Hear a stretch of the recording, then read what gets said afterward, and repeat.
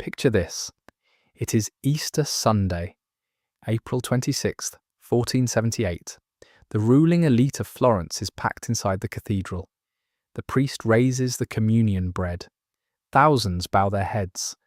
Suddenly, men stand up and draw daggers. They brutally stab Giuliano de' Medici to death, right on the cathedral floor. His older brother, Lorenzo, barely escapes with a slashed neck. This sounds like a Hollywood script, but it is real history. This bloody assassination attempt was fundamentally about banking. Hello everyone, welcome back. Today we explore the rise and fall of the most powerful financial dynasty in history, the Medici family. I have analysed their story, and it is mind-blowing. We will see how a modest family of wool merchants built the first modern banking empire. They ruled Europe from the shadows. They funded the Renaissance. They invented loopholes that look exactly like modern shadow banking. Let's dive in. To understand the Medici, we must rewind to 1307. King Philip IV of France wiped out the Knights Templar. The Templars ran a massive international banking network. Their sudden collapse created a huge financial vacuum. European merchants still needed to move money. Kings still needed loans. Some Italian families, like the Bardi and Peruzzi, tried to fill this void, but they made a fatal mistake. They lent massive sums to the English king. Kings are notorious for defaulting, and default they did. Bardi and Peruzzi went bankrupt in the 1340s, devastating the Florentine economy. Enter Giovanni di Bicci de' Medici. In 1397, Giovanni founded the Medici Bank in Florence. Giovanni was a brilliant, cautious man. He learned a vital lesson. Never lend huge unsecured sums to kings. They are terrible investments. Instead, Giovanni focused on international trade finance. More importantly, he focused on the Catholic Church. Giovanni faced a massive problem. The Catholic Church strictly banned usury. Usury meant charging interest on a loan. It was a mortal sin. The poet Dante placed usurers in the seventh circle of hell. Charging interest was literally stealing time, which belonged only to God. How do you run a profitable bank without charging interest? I find their solution absolutely genius. They created the Medici loophole. They used regulatory arbitrage. They followed the exact letter of the law while bypassing its spirit. Their main weapon was the bill of exchange. Imagine a merchant in Florence needs a loan to buy silk. The Medici Bank gave him 100 gold florins today. In return, the merchant promises to pay the bank back in London in 90 days, using English pounds. Here is the trick.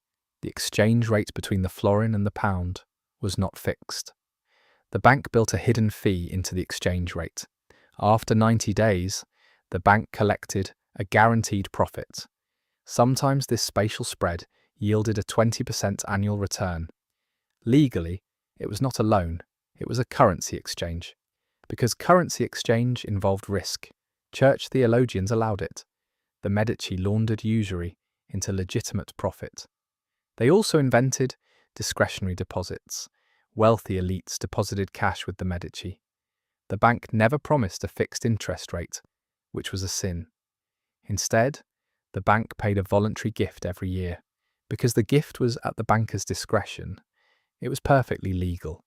In reality, they consistently paid 8 to 12% returns. Giovanni also revolutionized corporate structure. Back then, letters took weeks to travel from London to Florence. The central office could not micromanage everything. A bad bet by a distant branch manager could destroy the bank. We call this the principal-agent problem. Giovanni solved this by creating a franchise model. The Medici Bank was a holding company. Every branch in Venice, Rome, or London was a separate legal partnership. The Medici kept the majority stake and the brand name. The local manager invested his personal wealth as a junior partner. This meant the manager had skin in the game. If the branch succeeded, he got rich. If it failed, he lost his own money. It limited the liability of the central bank. To track all this, the Medici perfected double-entry bookkeeping. Every transaction was recorded as a debit and a credit. The books always had to balance. This transparency was revolutionary and gave the Medici a massive competitive edge. Giovanni died in 1429. His son, Cosimo the Elder, took over. Cosimo was a master politician. He scaled the bank into a massive political machine. Under Cosimo, the Medici became the official bankers of the Pope. The Catholic Church collected tithes and taxes from every corner of the Christian world. The Medici Bank handled all of it. The Rome branch became a mobile bank, following the Pope wherever he travelled. It generated over half of the bank's total revenue. This relationship gave the Medici terrifying power.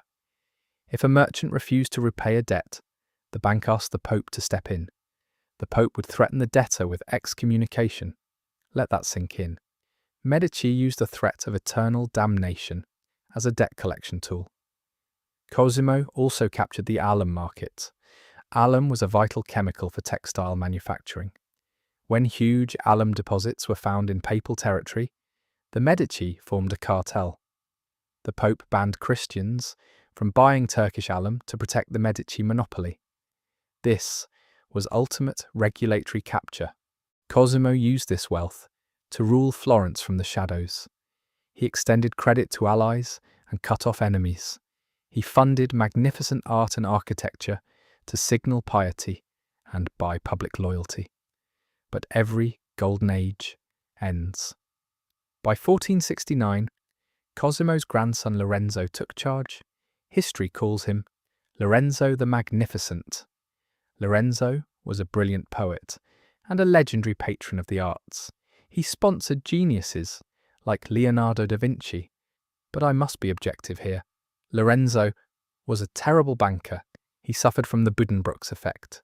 The first generation builds the fortune, the second expands it, the third spends it on prestige. Lorenzo saw the bank merely as a piggy bank to fund his diplomacy and lavish lifestyle. Because Lorenzo neglected the ledgers, branch managers ran wild. The franchise system broke down. Tommaso Portinari, manager of the Bruges branch, wanted prestige. He wanted to be a noble, ignoring Giovanni's golden rule. Portinari lent massive unsecured sums to Charles the Bold, the Duke of Burgundy, to fund his wars. In London, another manager lent huge sums to King Edward IV. What happened? Kings always default. Charles the Bold died in battle. The money vanished. The Bruges and London branches were completely wrecked, dragging the network down with them. While the bank bled money abroad, Lorenzo made a fatal error at home. He angered Pope Sixtus IV. The Pope wanted to buy the town of Imola for his nephew. He expected the Medici to finance the purchase. Lorenzo, playing balance of power politics, said no. This was a massive failure in risk management. The Pope was essentially their regulator. Pope Sixtus was furious. He pulled the lucrative papal accounts away from the Medici. He gave the business to a rival banking family, the Pazzi. But the Pope and the Pazzi wanted to wipe the Medici off the map. This brings us back to that bloody Easter Sunday in 1478. The Pazzi conspiracy was a hostile corporate takeover, executed with daggers. The assassination attempt left Lorenzo's brother dead, but Lorenzo survived. The people of Florence rallied behind Lorenzo. They hanged the conspirators from the city hall. The Pazzi family was destroyed. Lorenzo won the political battle, but the bank was fatally wounded. The Pope seized Medici assets in Rome. He even excommunicated Lorenzo and declared war on Florence. The Medici Bank was hollowed out. Bad sovereign loans drained its northern capital. The papacy severed its southern cash flow. Lorenzo drained the remaining equity for his wars and art.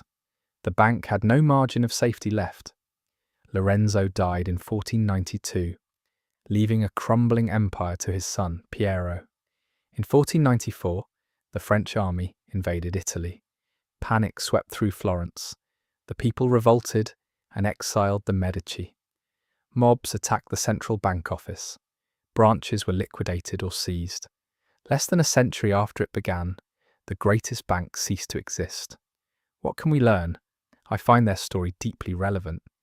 They built a shadow banking empire.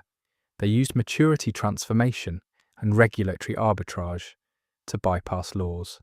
But their downfall warns about the principal agent problem. It warns against concentration risk.